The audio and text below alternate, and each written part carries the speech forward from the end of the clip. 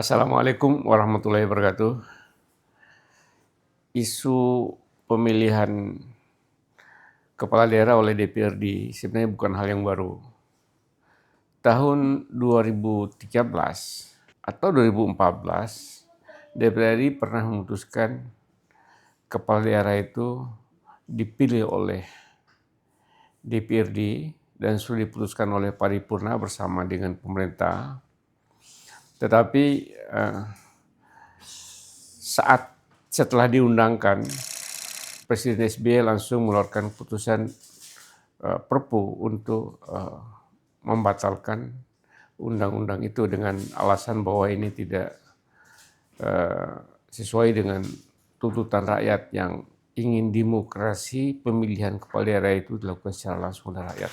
Saya kira setelah kita melakukan evaluasi panjang terhadap perjalanan pemilihan kepala daerah sejak tahun 2004 ya, sampai sekarang 2025, jadi paling tidak sudah ada 4 kali pemilihan kepala daerah dilakukan secara langsung. Nah, kita harus evaluasi secara jernih, secara mendalam, masalah-masalah yang dihadapi dan apakah memang kita harus kembali kepala daerah itu dipilih oleh DPRD, dalam hal ini gubernur oleh DPRD provinsi dan bupati, oleh bupati dan wali kota, oleh tentu DPRD kabupaten dan kota. Saya sendiri berpandangan bahwa memang saatnya kita melakukan evaluasi, apakah kita mengubah kebijakan di mana gubernur, bupati, dan wali kota dipilih oleh DPRD. Kalau dari sisi undang-undang dasar, dua-duanya adalah konstitusional karena undang dasar itu hanya menyebutkan bahwa kepala daerah itu dipilih secara demokratis. Apakah dipilih oleh DPRD maupun dipilih langsung oleh rakyat, dua-duanya adalah demokratis. Jadi tidak ada yang tidak demokratis. Mengapa dulu tidak dirumuskan dipilih langsung oleh rakyat? Memang ada banyak sekali pertimbangan, ya. Kesiapan rakyat, kemudian bukan saja kesiapan, saya kira infrastruktur, ya, dan lain-lain sebagainya yang tidak mungkin sama antar satu daerah dengan daerah yang lain mengenai kesiapan aspek budaya, sosiologis, dan seterusnya yang bisa diterapkan di satu daerah dengan daerah yang lainnya. Memang pada akhirnya setelah saya sendiri melakukan evaluasi pelaksanaan pemilu kada, ya, selama 4 kali pemilihan kepala daerah ini ada masalah-masalah yang banyak sekali. Paling tidak, ya, justru menjadi sumber terjadinya korupsi. Ya. Kemudian yang kedua, juga perilaku pemilih.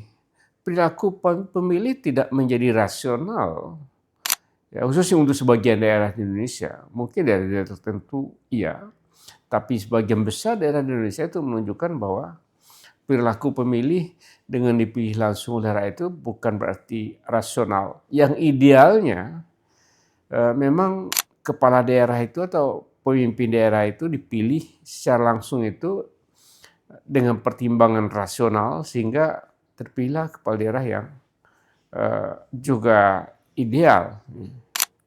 Tetapi nyatanya bahwa ada 2 aspek yang jadi masalah besar. Aspek pertama, aspek kepala daerahnya. Kepala daerah harus menyiapkan sedemikian besar pendanaan untuk bisa running untuk sebagai calon kepala daerah.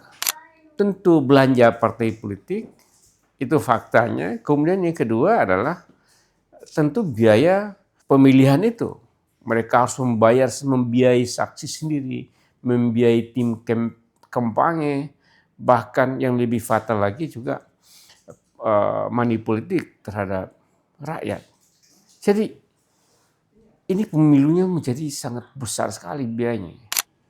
Sebenarnya kita sudah siapkan Bawaslu, KPU yang independen, tapi nyatanya ya, apa yang diamanatkan oleh konstitusi dan undang-undang untuk independen tidak dipercayai juga oleh para kontestan karena mereka harus menyiapkan biaya sendiri sehingga kebutuhan biaya itu menjadi sangat besar.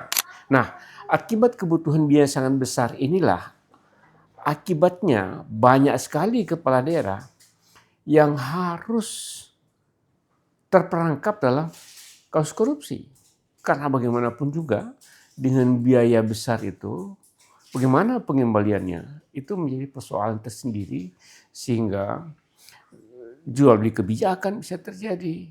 Dan banyak sekali aspek sehingga mereka banyak sekali terperangkap dalam kasus korupsi. Hampir 300 kepala daerah di Indonesia ini selama 20 tahun ini terperangkap masuk dalam korupsi. Begitupun anggota-anggota DPR sudah tidak terhitung. Itu cukup besar sekali. Oleh karena itu, melihat masalah ini, saya kok lebih percaya, lebih bagus kembalikan kepada DPRD. Dipilih oleh DPRD. Ya.